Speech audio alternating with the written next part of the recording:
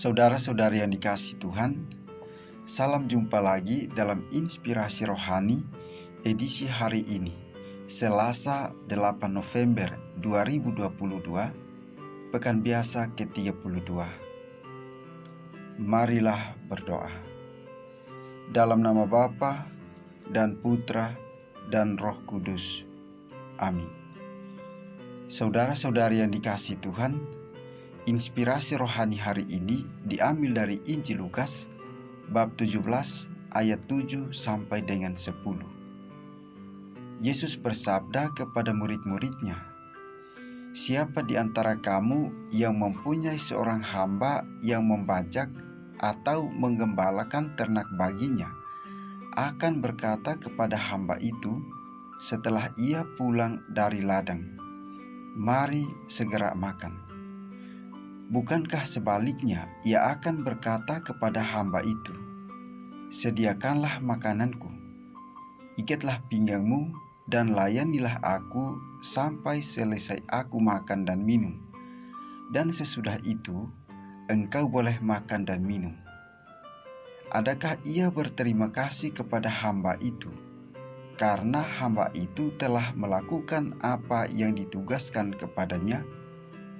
Demikian jugalah kamu, apabila kamu telah melakukan segala sesuatu yang ditugaskan kepadamu, hendaklah kamu berkata, 'Kami adalah hamba-hamba yang tidak berguna. Kami hanya melakukan apa yang kami harus lakukan.'" Demikianlah sabda Tuhan. Saudara-saudari yang dikasihi Tuhan, menjadi murid Kristus berarti siap untuk menjadi pelayan yang murah hati. Pelayan yang murah hati siap untuk memberikan diri seutuhnya dalam pelayanan dan pengabdian kepada orang lain. Untuk itu, diperlukan sikap hati yang sukarela, gembira, semangat, dan sukacita.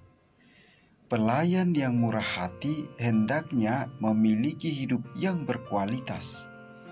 Hidup yang berkualitas itu berarti menghidupi nilai-nilai keutamaan sebagaimana yang diharapkan dalam surat Paulus kepada Titus hari ini, yaitu hidup saleh, bijaksana, suci, sederhana, rendah hati, tekun, dan sukacita. Nilai-nilai keutamaan yang dihidupi itu pun harus diwujudkan dalam pelayanan kepada sesama dengan totalitas rendah hati, sukarela, dan setia sebagaimana diungkapkan Yesus dalam Injil Lukas. "Hendaklah kalian berkata, 'Kami ini hamba-hamba yang tak berguna. Kami hanya melakukan apa yang harus kami lakukan.'"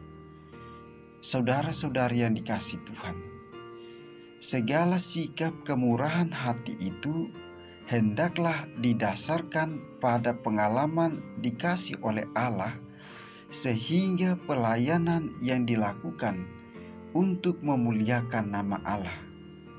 Seperti Santo Vincentius de Paul yang melayani dengan kemurahan hati kepada orang-orang miskin, mengatakan bahwa sikap murah hati itu bukan sifat dasarnya. Santo Vincentius berkata, "Jika bukan karena kasih Tuhan, aku ini seorang yang keras, kasar, dan mudah marah."